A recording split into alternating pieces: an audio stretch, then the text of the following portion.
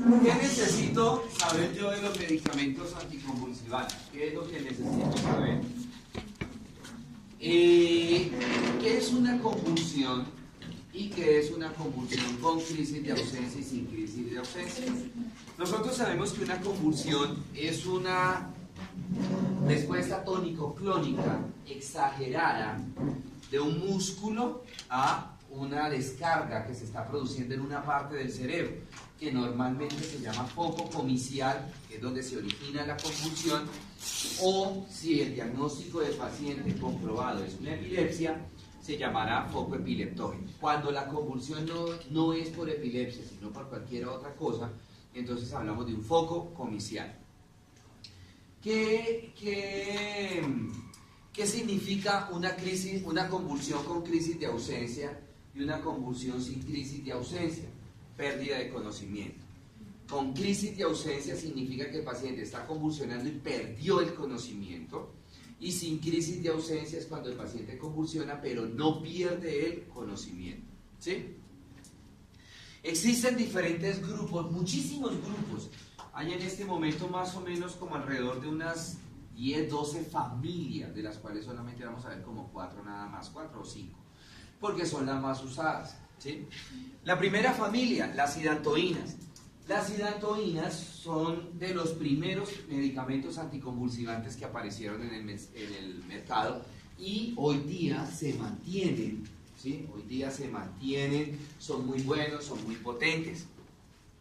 Esta fenitoína, bueno, dentro de la familia de las hidantoínas tenemos un medicamento representativo como son las fenitoínas. Estas fenitoínas o este grupo de medicamentos hidantoínas no están recomendados en pacientes que convulsionen acompañados de crisis de ausencia. ¿Por qué? Porque este medicamento es depresor del sistema nervioso, ¿sí? Y como el paciente está inconsciente, le va a deprimir mucho más el sistema nervioso y podemos de pronto agravar el estado de conciencia del paciente, generándole al paciente de pronto un coma o algún otro tipo de lesiones neurológicas. Entonces, este grupo de medicamentos son ideales para los pacientes que tienen convulsiones sin crisis de ausencia. Sin crisis de ausencia, es decir, que el paciente no pierda el conocimiento. Estos medicamentos entonces están indicados para el manejo ambulatorio de las convulsiones, ¿sí? Es decir, ya el paciente lo mandamos para la casa, ¿sí? Y le podemos administrar una hidantoína como una fenitoína. Su mecanismo de acción consiste en reducir, ¿sí?, o actuar directamente a nivel del foco comicial, es decir, del sitio donde se está originando la convulsión, y disminuir la descarga o la excitación, por así decirlo, de este foco comicial, para que de esta manera se disminuya la descarga y se disminuya la formación de convulsiones. ¿Sí? Bueno. Ok. Ella va a actuar sobre todo tipo de membrana neuronal, tanto a nivel de las membranas de las neuronas que se están excitando, es decir, por donde se está conduciendo la convulsión, como las membranas de las neuronas que están en reposo, es decir, por donde no se está conduciendo el impulso nervioso o la convulsión. ¿Cómo lo hace? Entonces va a disminuir, va a bloquear los canales de sodio a nivel de la membrana neuronal. Al cerrar los canales de sodio, cuando la membrana se está despolarizando, cuando una membrana se está despolarizando, entonces lo que ocurre normalmente es que empieza a entrar el sodio y se empieza a salir el potasio. Empieza a entrar los cationes y se empiezan a salir los aniones, ¿verdad? Y en ese momento que se produce ese intercambio, se despolariza la membrana. Y al despolarizarse la membrana se transmite el impulso. Eso es lo que ocurre normalmente. Al cerrarse los canales de sodio, es decir, la membrana se torna impermeable al sodio, el sodio no va a entrar. Y si no entra el sodio, ¿el potasio podrá salir? No. Y entonces, ¿entrarán los cationes? No. ¿Saldrán los aniones? No. Es decir, que la membrana se va a mantener polarizada. No se despolariza, sino que se mantiene polarizada. Y si la membrana se mantiene polarizada, cuando una membrana está polarizada, decimos que la membrana está en reposo. Y si la membrana está en reposo, les pregunto, ¿se podrá transmitir algún impulso nervioso? No, porque la membrana está polarizada, ¿cierto?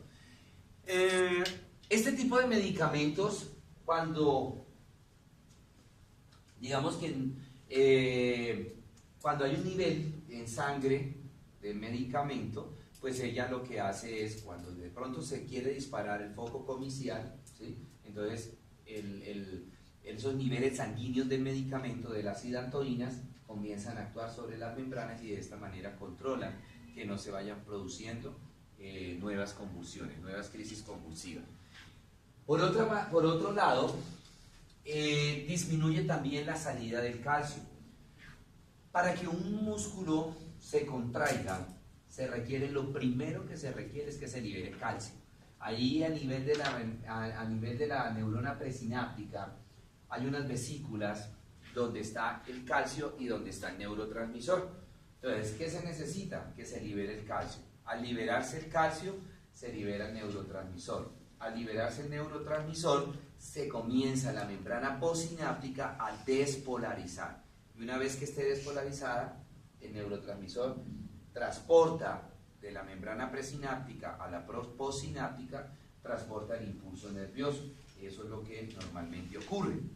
En este caso, entonces, como no hay salida de calcio, pregunto, si no hay salida de calcio, ¿se podrá liberar el neurotransmisor? No. No. Si no se libera el neurotransmisor y por el otro lado se están cerrando los canales de sodio, ¿se podrá despolarizar la membrana? No. Y si no se despolariza la membrana, quiere decir que la membrana se va a mantener polarizada. ¿Se podrá conducir algún impulso eléctrico? No. Ninguno. Entonces la convulsión no se va a transmitir. ¿Listo? Bueno. Dentro de los efectos secundarios, digamos así, de relevancia, de importancia de las hidantoínas, como les decía, es un depresor del sistema nervioso central. Por eso en los pacientes que estén inconscientes no podemos administrarle este medicamento, porque le vamos a bajar, le vamos a deprimir más el sistema nervioso central y podemos llevar al paciente a un coma, podemos alterarle funciones vitales al paciente, podemos disminuirle la función respiratoria, podemos disminuirle la frecuencia cardíaca, la tensión arterial del paciente. ¿Sí?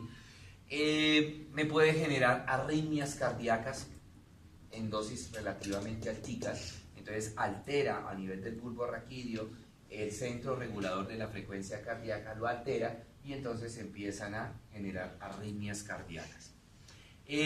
Otro efecto secundario importante, tenemos la anemia megaloblástica, que es una anemia por deficiencia de vitamina B12. Entonces este medicamento ayuda a sacar, a que se deplete el ácido fólico y la vitamina B12 y el paciente puede generar anemias. Entonces en estos pacienticos, pues además de la fuente alimenticia de vitamina B12 y de ácido fólico como son las verduras, las hortalizas, entonces tienen que también tomar un suplemento a base de todo el complejo de la vitamina B. ¿Sí? Segundo grupo, tenemos los barbitúricos anticonvulsivantes. También este es uno de los primeros medicamentos que salieron al mercado y todavía se mantienen. Aquí como representativo tenemos el fenobarbital. El fenobarbital es un medicamento muy bueno porque lo podemos manejar tanto en convulsiones con crisis de ausencia como convulsiones sin crisis de ausencia. Pero el fenobarbital tiene un gran inconveniente y es que tiene muchísimos interacciones medicamentosas que ahorita vamos a dar. Por eso no es aconsejable utilizar el fenobarbital como tratamiento ambulatorio, para manejar ambulatoriamente la convulsión. Pero sí es el ideal para manejar las crisis convulsivas. Es decir, cuando el pacientico está en urgencia y empieza a convulsionar, podemos quitarle rápidamente la convulsión administrándole fenobarbital. ¿Sí? El mecanismo de acción de él es igual que el de las hidantoínas: bloquear la entrada de sodio al interior de la membrana, ¿cierto? Bloqueando la bomba de sodio-potasio ATPasa, disminuyendo, aquí ya no el ion calcio, sino el ion cloruro. Es la única diferencia que hay con respecto a las hidantoínas, que aquí lo que me bloquea es el cloruro y no el calcio como las hidantoínas. pero ese cloruro de igual manera hace la misma función que el calcio, que para poder contraerse la fibra muscular, entonces tenía que liberarse primero el calcio y en este caso también liberarse primero el cloruro, ¿sí? Bueno. Dentro de los efectos secundarios, pues bueno, realmente no tiene muchos efectos secundarios muy importantes.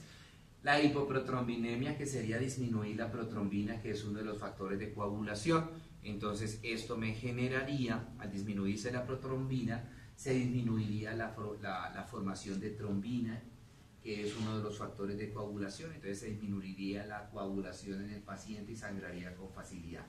Este no se ve, este efecto secundario o esos efectos secundarios de fenobarbital no se ven. ¿Por qué? Porque ya les acabo de decir, no se utiliza como medicamento de primera línea para el manejo de las convulsiones, sino que queda relegado única y exclusivamente a las urgencias, ¿sí? ¿Por qué? Ya les voy a mostrar. Por las diferentes interacciones medicamentosas que tienen. Por ejemplo, es un inductor enzimático hepático, es decir,